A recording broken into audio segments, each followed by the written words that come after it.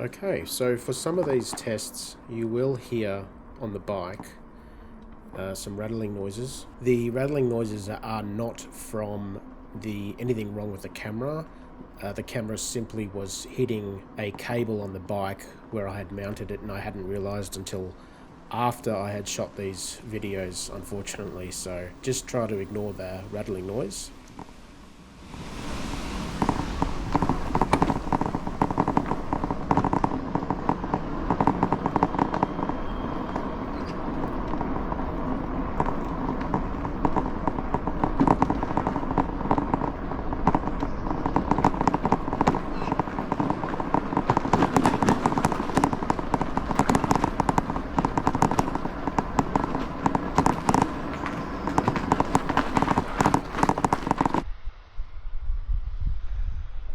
Now with these walking shots, there are times where I swap from the hat clip to the pendant clip, as you just heard.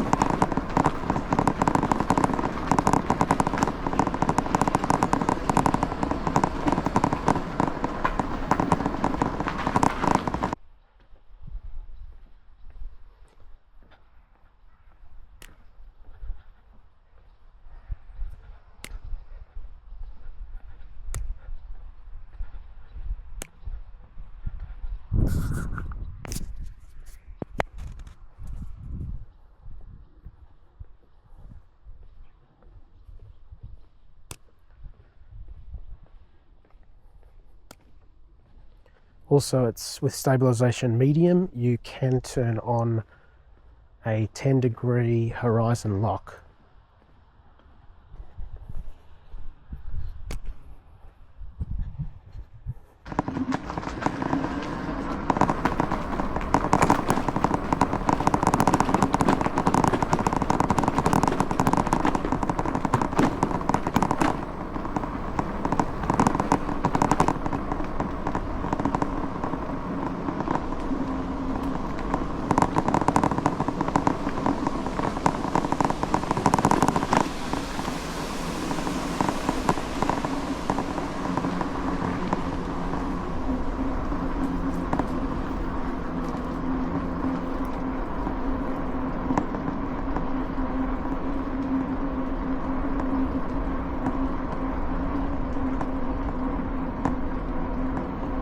So as far as stability goes, just reviewing the footage, I would say for most people the weak option would probably be well and truly enough, unless you're doing something very rough like running. It seems that cycling, walking, all that sort of thing, that seems to be, the weak option seems to be very adequate. However, it is worth noting that for me personally, I would choose the standard setting because you are able to turn on a 10-degree lock, which really levels out your footage.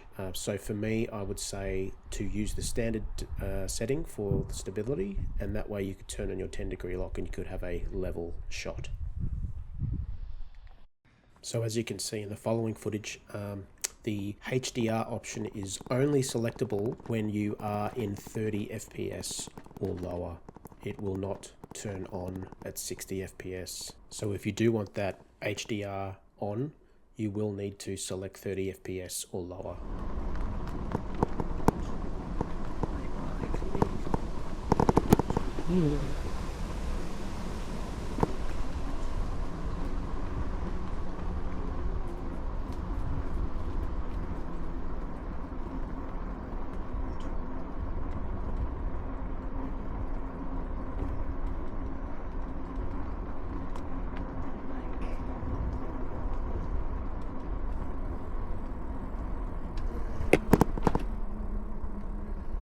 Alright, this is 4K down to 30 frames per second, so we can turn the HDR on. As you can see, the picture is much brighter, and we are in a bright environment as well. But with HDR off, it is quite dark. Also, the voice enhancement option is on, and this is what you would sound like if you used all of those settings. It's a very beautiful day today. There are a little bit of clouds, but not too bad.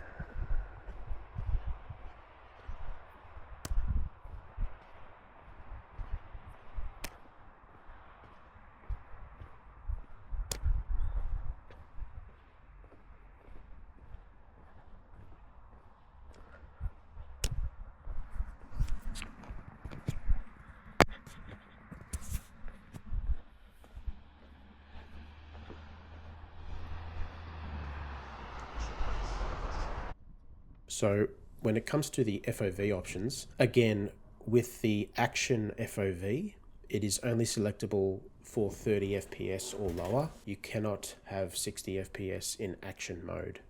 So if you do want action mode, it is only selectable at 30 frames a second.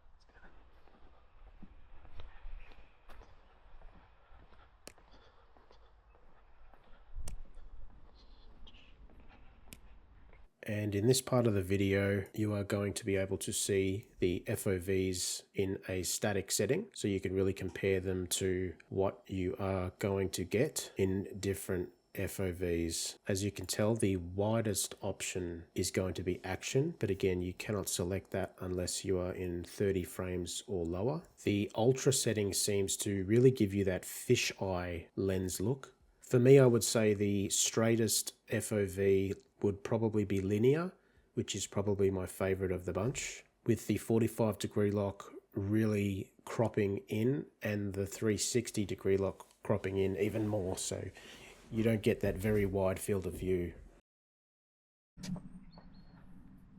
So as you can see here, I am doing this little obstacle course with the 40-degree horizon lock on, and it holds up really well in my opinion.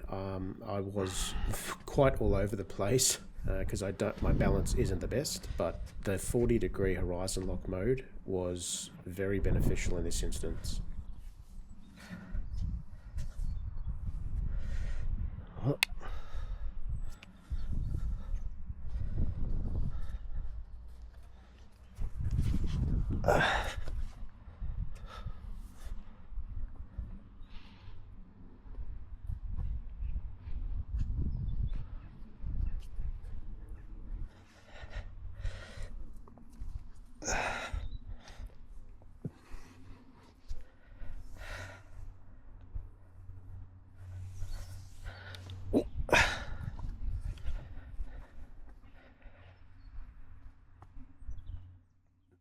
For the audio selection, I would go with a wind reduction setting, probably of weak, again depending on what you are doing, but weak for me is fine. The original setting seems to be a lot more punchier and bassier, too much bass for me, so yeah.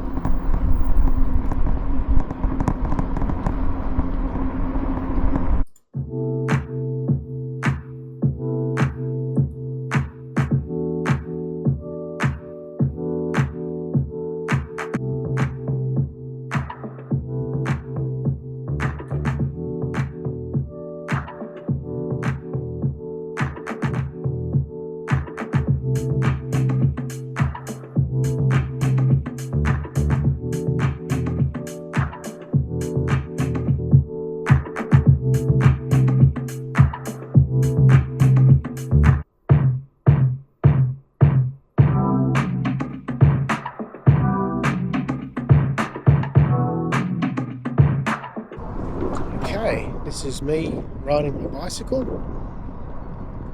with voice enhancement on.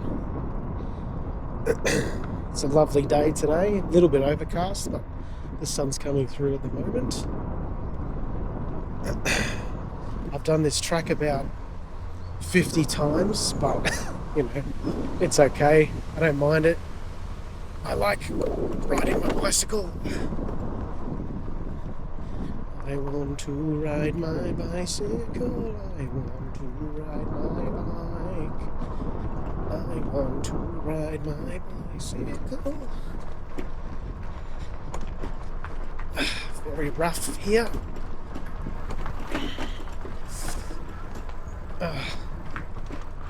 Okay. Just got to the end of the track.